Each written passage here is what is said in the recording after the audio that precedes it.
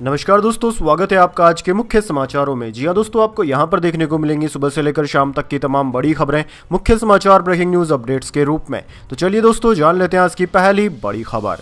प्रधानमंत्री मोदी बोले, कांग्रेस ने नॉर्थ ईस्ट को नजरअंदाज किया, हम 8 राज्यों को अष्ट लक्ष्मी मानते हैं। त्रिपुरा में रीडेवलप्ड त्रिपुरी सुंदरी मंदिर का उद्घाटन किया। दरअसल दोस्तों, प्रधानमंत्री मोदी सोमवार को अरुणाचल प्रदेश और त्रिपुरा के दौरे पर हैं। उन्होंने अरुणाचल प्रदेश के ईटानगर में 5100 करोड़ रुपए के नए प्रोजेक्ट्स की नींव रखी। उन्होंने कहा कि अरुणाचल प्रदेश को कांग्रेस ने नजरअंदाज किया, हमारा पूरा नॉर्थ ईस्ट छूट गया। जब मुझे सेवा का अवसर दिया तो मैंने कांग्रेसी सोच से देश को मुक्ति दिलाई। हमारी प्रेरणा इसी राज्य में वोटों और सीटों की संख्या नहीं, नेशनल फर्स्ट की भावना है। प्रधानमंत्री ने कहा कि जिनको कभी किसी ने नहीं पूछा उनको मोदी पूछता है, इसलिए जिस नॉर्थ ईस्ट को कांग्रेस ने भुला दिया था वो 2014 के बाद विकास की प्राथमिकता बन गया है। हमने नॉर्थ ईस्ट में लास्ट माइल कनेक्टिविटी को अपनी सरकार की पहचान बनाया और यहाँ के 8 राज्यों को अष्ट लक्ष्मी माना है।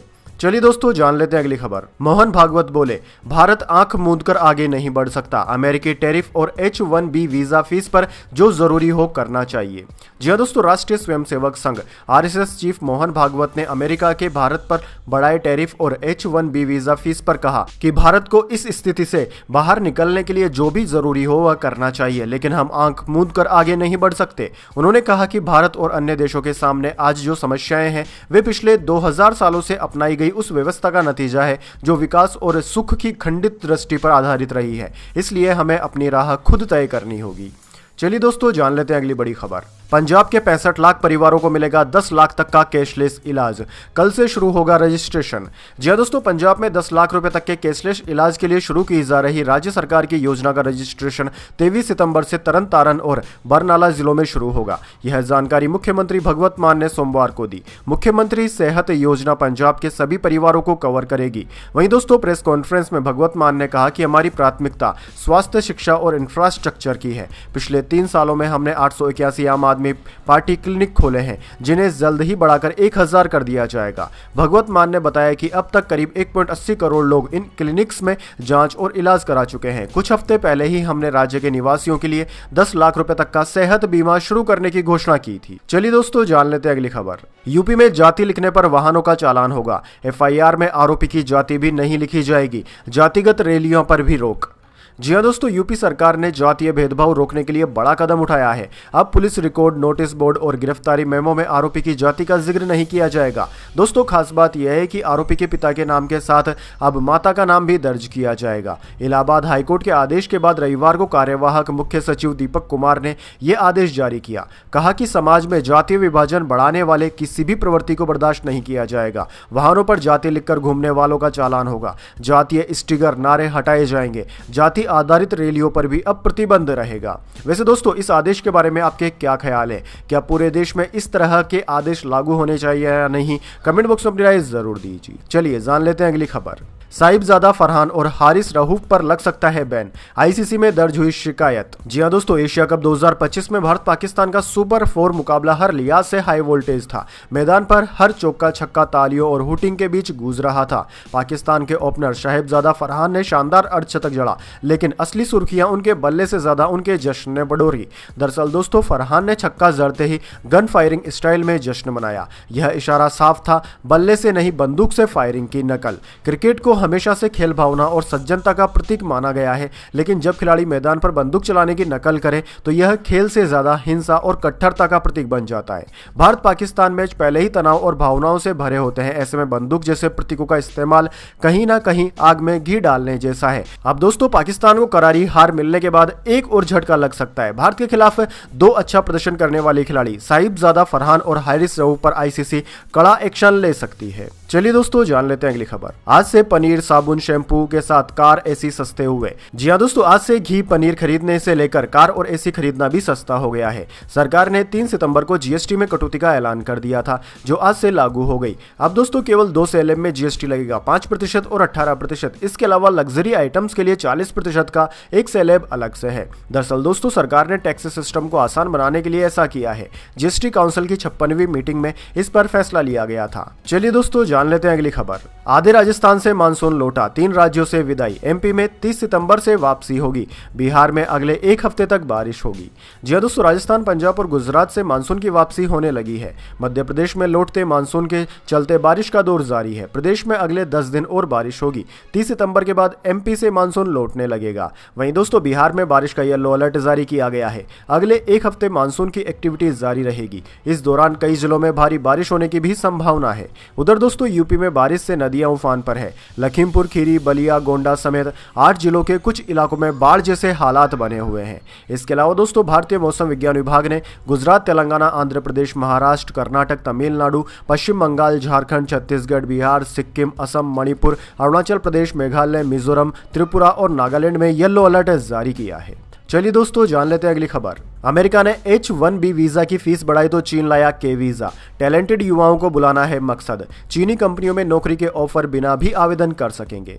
जी हां दोस्तों, अमेरिका ने प्रोफेशनल्स के लिए H-1B वीजा की फीस करीब 6 लाख रुपए से बढ़ाकर 88 लाख रुपए कर दी। इस बीच चीन ने नया के वीजा शुरू करने का ऐलान कर दिया। साउथ चाइना मॉर्निंग पोस्ट के अनुसार के visa science, technology, engineering, math से जुड़े युवाओं और स्किल्ड प्रोफेशनल्स के लिए है। यह 1 अक्टूबर 2025 से जारी होगा। दरअसल दोस्तों, इन सब्जेक्ट्स में रिसर्च कर रहे कैंडिडेट्स भी के वीजा के लिए आवेदन कर सकेंगे।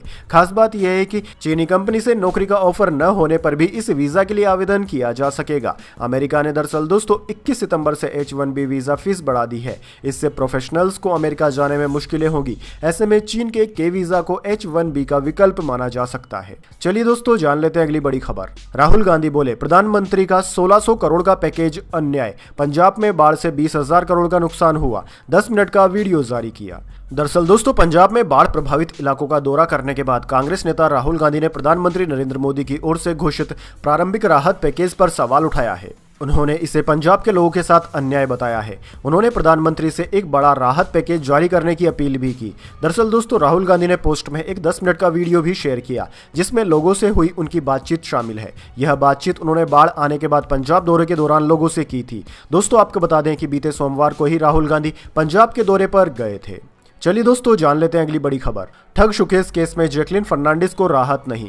सुप्रीम कोर्ट ने मनी लॉन्ड्रिंग मामले में याचिका रद्द करने से कर दिया इनकार। कहा, आरोप बरकरार रहेंगे। जी हां दोस्तों, ठग सुकेश चंद्रशेखर से जुड़े मामले में जैकलिन फर्नांडिस की मुश्किलें बढ़ती जा रही है। सोमवार को सुप्रीम कोर्ट ने उनकी उस याचिका को खारिज कर दिया जिसमें उन्होंने शुकेश से जुड़े 2000 करोड़ के मनी लॉन्ड्रिंग मामले को रद्द करने की मांग की थी। यह मामला परिवर्तन निर्देशालय द्वारा दर्ज किया गया है। दरअसल दोस्तों, जस्टिस दीपांकर दत्ता और जस्टिस AG मसीह की बेंच ने जैकलिन की याचिका खारिज करते हुए कहा कि अगर जरूरत हो तो वह आगे चलकर सही समय पर दोबारा कोर्ट आ सकती है। चलिए दोस्तों, जान लेते हैं अगली खबर। दिल्ली हाईकोर्ट बोला, एक्स्ट्रा मैरिटल अफेयर क्राइम नहीं, इसके नतीजे खतरनाक हैं। कहा, जिसकी शादी टूटी वह पति या पत्नी के प्रेमी से हर्जाना मांग सकता है। जी हां दोस्तों, दिल्ली हाईकोर्ट ने सोमवार को कहा कि व्यभिचार यानी कि एक्स्ट्रा मैरिटल अफेयर अपने आप में कोई अपराध नहीं है, बल्कि यह एक वैवाहिक वजह है जिसे तलाक या वैवाहिक विवाद के मामले में आधार बनाया जा सकता है। जस्टिस पुरुषेंद्र कौरव ने कहा कि कोई भी पति या पत्नी अपने साथी से प्रेमी पर मुकदमा कर सकता है और अपनी शादी तोड़ने, आपसी प्रेम को नुकसान पहुंचाने के लिए आर्थिक मुआवजे की मांग भी कर सकता है। चलिए दोस्तों, जान लेते हैं अगली खबर। 24 घंटे में 4 देशों ने फिलिस्तीन को मान्यता दी। ब्रिटेन, कनाडा शामिल। अब तक 150 देश कर चुके हैं समर्थन। अमेरिका अब भी खिलाफ। जी हां दोस्तों, पिछले 24 घंटे में ब्रिटेन, कनाडा, ऑस्ट्रेलिया और पुर्तगाल ने फिलिस्तीन को औपचारिक तौर पर एक स्वतंत्र देश के रूप में मान्यता दे दी है। इससे फिलिस्तीन को मान्यता देने वाले देशों की संख्या अब करीब 150 हो गई है। ब्रिटेन के प्रधानमंत्री कीर स्टारमर ने कहा कि 2 राष्ट्र समाधान ही शांति का रास्ता है। वहीं पुर्तगाल के विदेश मंत्री पाउलो रेंजल ने कहा कि फिलिस्तीन को मान्यता देना ही स्थायी शांति का एकमात्र रास्ता है। चलिए दोस्तों, जान लेते हैं अगली बड़ी खबर। DUSU अध्यक्ष पर गहराया विवाद, बदल सकता है चुनाव का परिणाम। दिल्ली हाईकोर्ट का नोटिस जारी। जी हां दोस्तों, दिल्ली विश्वविद्यालय छात्र संघ के अध्यक्ष पद के चुनाव में इलेक्ट्रॉनिक वोटिंग मशीन EVM से छेड़छाड़ के आरोपों को लेकर दिल्ली हाईकोर्ट ने दिल्ली विश्वविद्यालय को नोटिस जारी किया है। अदालत ने अध्यक्ष पद के लिए इस्तेमाल की गई EVM और उससे जुड़े सभी महत्वपूर्ण दस्तावेजों को सुरक्षित रखने का भी निर्देश दिया है। यह याचिका NASUI की ओर से अध्यक्ष पद की उम्मीदवार रही जोसलीना नंदिता चौधरी और DUSU के पूर्व अध्यक्ष रौनक खत्री ने दायर की है। दरअसल दोस्तों, याचिकाकर्ताओं ने दावा किया कि 18 सितंबर को वे मतदान में EVM के साथ छेड़छाड़ की गई, जिससे चुनाव प्रक्रिया में गंभीर अनियमितताएं आई। उन्होंने अध्यक्ष पद के चुनाव को रद्द कर एक नई निष्पक्ष चुनाव प्रक्रिया की मांग की है जो न्यायिक निगरानी में हो। चलिए दोस्तों जान लेते हैं अगली खबर। सीरिया 58 साल बाद यूएन महासभा में शामिल होगा। राष्ट्रपति अल शरा न्यूयॉर्क पहुंचे, अमेरिका से रिश्ते सुधारने की कोशिश करेंगे। जी हाँ दोस्तों, सीरिया 58 साल में पहली बार United Nation General Assembly UNGA में शामिल होगा। इसके लिए सीरिया के राष्ट्रपति अहमद अल शरा रविवार को न्यूयॉर्क पहुंचे हैं। वे यहां 80वीं महासभा के सत्र में हिस्सा लेंगे। ये 23 सितंबर से 29 सितंबर 2025 तक चलेगा। दरअसल दोस्तों, इससे पहले 1967 में तत्कालीन सीरियाई राष्ट्रपति नूर अल दीन अल अतासी ने यूएनजीए में हिस्सा लिया था। इसके बाद सीरिया में असद परिवार का 50 साल लंबा शासन रहा था। पिछले साल दिसंबर में अल शरा ने असद परिवार का तख्ता पलट किया और अंतरिम राष्ट्रपति बने। अब सीरियाई सरकार अमेरिका और पश्चिमी देशों से रिश्ते सुधारने में जुटी हुई है। चलिए दोस्तों जान लेते हैं अगली खबर। सुप्रीम कोर्ट बोला, मानहानि अपराध की श्रेणी से बाहर की जाए। जेएनयू की पूर्व प्रोफेसर को नोटिस, मीडिया संस्थान पर गलत रिपोर्टिंग का केस किया था। जी हाँ दोस्तों, सुप्रीम कोर्ट ने सोमवार को कहा कि अब समय आ गया है कि मानहानि को अपराध की श्रेणी से बाहर किया जाए। जस्टिस एम सुंदरेश और जस्टिस सतीश चंद्र शर्मा की बेंच पूर्व जेएनयू प्रोफेसर अमिता दास की ओर से 2016 में एक मीडिया संस्थान के खिलाफ दाखिल मानहानि मामले की सुनवाई कर रही थी। मीडिया संस्थान की रिपोर्ट में दावा किया गया था कि प्रोफेसर अमिता सिंह ने एक डोजियर तैयार किया था जिसमें जेएनयू को अश्लील गतिविधियों और आतंकवाद का अड्डा बताया गया था। अमिता सिंह का आरोप है कि रिपोर्टर और संपादक ने बिना सत्यता जांचे यह खबर प्रकाशित की, जिससे उनकी प्रतिष्ठा को नुकसान पहुंचा। चलिए दोस्तों जान लेते हैं अगली खबर। दोषियों को बख्शा नहीं जाएगा, आई लव मोहम्मद विवाद पर बोले धर्मपाल सिंह, पहुंचे थे उन्नाव। जी हां दोस्तों, आई लव मोहम्मद विवाद के चलते उत्तर प्रदेश के कई जिलों में मुस्लिम समुदाय के युवाओं ने जुलूस निकालकर विरोध प्रदर्शन किया। इस दौरान उन्नाव जिले में सर तन से जुदा के नारे भी लगाए गए, जिसके बाद माहौल तनावपूर्ण हो गया। पुलिस ने 3 से 4 युवकों को हिरासत में लिया, जिसके बाद बवाल हो गया था। इस बवाल के बाद अब उत्तर प्रदेश के पशुधन मंत्री धर्म सिंह ने सोमवार को उन्नाव का दौरा किया। उन्होंने कहा कि कानून से किसी को खिलवाड़ करने नहीं दिया जाएगा। प्रशासन ने इस मामले में कड़ी कार्यवाही की है। चलिए दोस्तों जान लेते हैं अगली बड़ी खबर, लेकिन उससे पहले मेरी आपसे एक छोटी सी रिक्वेस्ट है, अगर दोस्तों आपको अभी तक हमारी न्यूज पसंद आई तो इसे एक छोटा सा लाइक जरूर दे दीजिए। चलिए जान लेते हैं अगली खबर। सेंसेक्स 466 अंक गिरकर 82,160 पर बंद हुआ। निफ्टी भी 125 अंक फिसला। बिकवाली के चलते आईटी शेयर सबसे ज्यादा 3% गिरे। जी हाँ दोस्तों, हफ्ते के पहले कारोबारी दिन यानी कि सोमवार को सेंसेक्स 466 अंक गिरकर 82,160 के स्तर पर बंद हुआ। निफ्टी में भी 125 अंकों की गिरावट रही। ये 25,202 पर बंद हुआ। वहीं दोस्तों सेंसेक्स के 30 में से 19 शेयरों में गिरावट रही। Tech Mahindra, Infosys, Tata Motors, HCL Tech के शेयरों में बिकवाली के चलते 3% की गिरावट रही। जोमेटो, अडानी पोर्ट्स और अल्ट्राटेक सीमेंट चढ़कर बंद हुए। इसके अलावा दोस्तों निफ्टी 50 के 50 में से 32 शेयर आज गिरावट के साथ बंद हुए। बात करें दोस्तों निफ्टी 50 के टॉप गेनर और टॉप लूजर स्टॉक्स की, तो दोस्तों आज के मार्केट में निफ्टी 50 के टॉप गेनर्स में अडानी एंटरप्राइजेज, जोमेटो और बजाज फाइनेंस रहे, जबकि निफ्टी 50 के टॉप लूजर्स में टेक महिंद्रा, TCS और इन्फोसिस रहे। चलिए दोस्तों जान लेते हैं अगली खबर। सोना 2,380 रुपए बढ़कर 1.12 लाख के ऑल टाइम हाई पर पहुंचा। चांदी 1.32 लाख रुपए प्रति किलोग्राम के रिकॉर्ड हाई पर पहुंची। इस साल सोना 36,000 रुपए महंगा हो चुका है। जी हां दोस्तों, सोने और चांदी के दाम आज अपने नए ऑल टाइम हाई पर पहुंच गए। Indian Boolean and jeweller association के अनुसार 10 ग्राम 24 कैरेट सोना 2,380 रुपए बढ़कर 1,12,155 रुपए पर पहुंच गया। इससे पहले ये 1,09,755 रुपए पर था। वहीं दोस्तों चांदी भी 4,869 रुपए बढ़कर 1,32,869 रुपए प्रति किलोग्राम पर पहुंच गई है। चलिए दोस्तों जान लेते हैं अगली बड़ी खबर। सैटेलाइट्स की सुरक्षा के लिए भारत बॉडीगार्ड सैटेलाइट बनाएगा। अंतरिक्ष में संदिग्ध गतिविधियां भी पता चलेंगी। एक देश का उपग्रह 1 किलोमीटर पास से गुजरा था। जी हां दोस्तों, अंतरिक्ष में बढ़ते खतरे और दुश्मन देशों की सैटेलाइट गतिविधियों को देखते हुए भारत सरकार अपने उपग्रहों की सुरक्षा मजबूत करने की योजना बना रही है। मोदी सरकार अब ऐसे खास बॉडीगार्ड सैटेलाइट बनाने की तैयारी कर रही है जो अंतरिक्ष में भारतीय सैटेलाइट की सुरक्षा करेंगे और किसी भी संदिग्ध गतिविधि का तुरंत जवाब देंगे। दरअसल दोस्तों ब्लूमबर्ग के अनुसार इस तैयारी को तेजी तब मिली जब 2024 के बीच एक पड़ोसी देश का सैटेलाइट इसरो के सैटेलाइट से करीब 1 किलोमीटर पास से गुजर गया था। रिपोर्ट्स के अनुसार यह सैटेलाइट 500-600 किलोमीटर की ऊंचाई पर था और मैपिंग और जमीन की निगरानी जैसे सैन्य काम कर रहा था। हालांकि दोनों सैटेलाइट्स की टक्कर तो नहीं हुई, लेकिन यह घटना जानकारों के अनुसार एक दूसरे देश की ताकत दिखाने की कोशिश हो सकती है। चलिए दोस्तों जान लेते हैं अगली खबर। Ahmedabad plane crash, Supreme Court बोला पायलट की गलती की चर्चा अफसोसजनक, स्वतंत्र जांच की संभावनाएं तलाशे। केंद्र DGCA और जांच एजेंसी AAIB से जवाब भी मांगा। जी हां दोस्तों, सुप्रीम कोर्ट ने अहमदाबाद में हुए प्लेन क्रैश में पायलट की गलती को लेकर उठ रही चर्चाओं को अफसोसजनक आपत्तिजनक बताया। इसके लिए कोर्ट ने सोमवार को केंद्र सरकार, नागरिक उड्डयन महानिदेशालय DGCA और विमान दुर्घटना जांच ब्यूरो AAIB से जवाब मांगा है। दरअसल दोस्तों, जस्टिस सूर्यकांत और जस्टिस N कोटेश्वर सिंह की बेंच ने इस मामले में स्वतंत्र जांच करवाने की संभावना पर भी ध्यान दिया। इसको लेकर एविएशन सुरक्षा NGO सेफ्टी मैटर्स फाउंडेशन ने PIL दायर की है। चलिए दोस्तों, जान लेते हैं अगली खबर। ओडिशा हाईकोर्ट बोला, सभी पढ़ी लिखी पत्नियां पति पर बोझ नहीं, अगर पत्नी की इनकम के सबूत नहीं तो पति को गुजारा भत्ता देना होगा।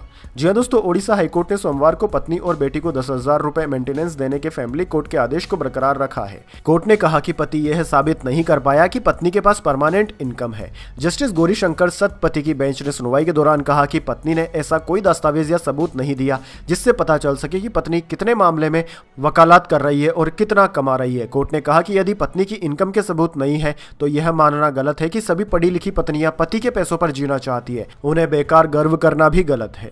चलिए दोस्तों, जान लेते हैं अगली खबर। आतंकी पन्नू की धमकी, दिवाली पर अयोध्या में अंधेरा करूंगा, पंजाब में रहना है तो दिवाली नहीं मनाएं, 19 अक्टूबर तक पंजाब से जाएं प्रवासी। दरअसल दोस्तों, खालिस्तानी आतंकी संगठन सिख फॉर जस्टिस SFJ ने धमकी दी है कि पंजाब में वही रहेगा जो दिवाली नहीं मनाएगा और केवल बंदी छोड़ दिवस पर दीपमाला करेगा। इस साल दिवाली पर जब अयोध्या में लाखों दिए जलाए जाएंगे तो वह अंधेरा करवाएगा। संगठन के सरगना गुरपतवंत सिंह पन्नू ने एक वीडियो जारी करके कहा कि 19 अक्टूबर तक प्रवासी पंजाब छोड़ दें, वरना उन्हें गंभीर नतीजे भुगतने पड़ेंगे। चलिए दोस्तों, जान लेते हैं अगली खबर। ओम प्रकाश राजभर की तबीयत बिगड़ी, बेहोश होने के बाद लखनऊ में भर्ती, प्रधानमंत्री ने फोन पर जाना हाल। जी हां दोस्तों, यूपी सरकार के मंत्री और सुबह सपा अध्यक्ष ओम प्रकाश राजभर की तबीयत सोमवार को एक बार फिर अचानक बिगड़ गई। फिलहाल वे लखनऊ के मेदांता अस्पताल में भर्ती है। उनके बेटे अरविंद राजभर ने बताया कि बनारस में जनसभा की तैयारी चल रही थी। इसी दौरान आजमगढ़ में मौजूद ओम प्रकाश राजभर से फोन पर बात हुई, तभी लगा कि उनकी तबीयत ठीक नहीं है। कुछ ही देर बाद स्टाफ ने जानकारी दी कि वह अचानक बेहोश हो गए और चक्कर आने की वजह से चल नहीं पा रहे थे। चलिए दोस्तों, जान लेते हैं अगली खबर। एयर इंडिया एक्सप्रेस फ्लाइट में कॉकपिट डोर खोलने की कोशिश, 9 आरोपी हिरासत में, सभी टैक्सी ड्राइवर। बेंगलुरु से वाराणसी जा रहा था विमान।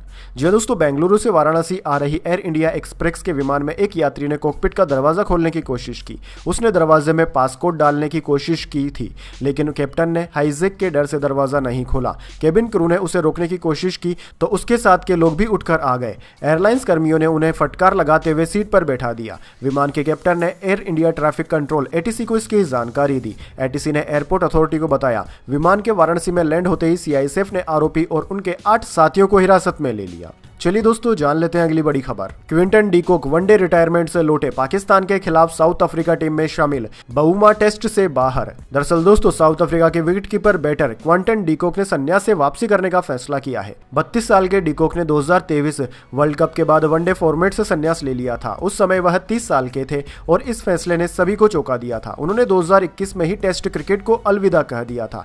साउथ अफ्रीका क्रिकेट बोर्ड ने सोमवार को पाकिस्तान के खिलाफ टेस्ट, वनडे और T20 सीरीज के लिए स्क्वाड का ऐलान किया। डी कॉक को पाकिस्तान के खिलाफ वनडे सीरीज के लिए साउथ अफ्रीका टीम में जगह मिली है। वहीं टेस्ट कप्तान टेम्बा बउमा को चोटिल होने की वजह से टेस्ट स्क्वाड में शामिल नहीं किया गया है। उनकी जगह एडन मार्करम कप्तानी करेंगे। तो दोस्तों, यह थी आज की तमाम बड़ी खबरें। इसके बाद दोस्तों बारी आती है आज के माइंड क्यूज क्वेश्चन की। जी हां दोस्तों, एक आसान से सवाल का जवाब देकर आप जीत सकते हैं एक सरप्राइज गिफ्ट हमारे यूट्यूब चैनल की ओर से।